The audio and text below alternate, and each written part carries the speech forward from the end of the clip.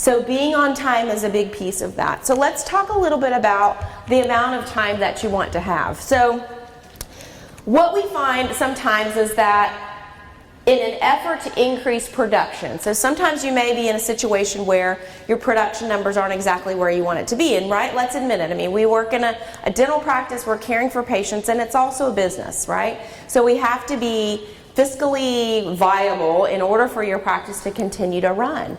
And so one knee-jerk reaction sometimes that a lot of practices go to is shortening hygiene appointment. Sometimes it is to increase productivity, sometimes it's just to get more patients in because you're so busy, you have that challenge of abundance. But what's interesting that we find is very often when those appointments are shortened, something gets left out, right? And when a patient shows up for a hygiene visit, are we ever going to forget to scale? No, right? But what are some of the things that happen when maybe we run out of time? Other things get left out, don't they?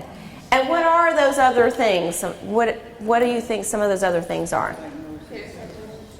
Right, photographs, periocharting, diagnosis, okay? So what happens is when we're not diagnosing, when we're not helping our patients get to that next level of health, we get stuck in the prophy trap.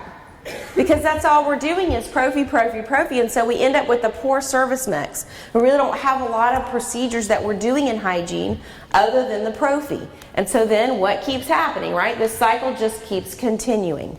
So what we have found is that we have never worked with a practice where we recommended increasing hygiene time that they didn't also increase production. One caveat, right?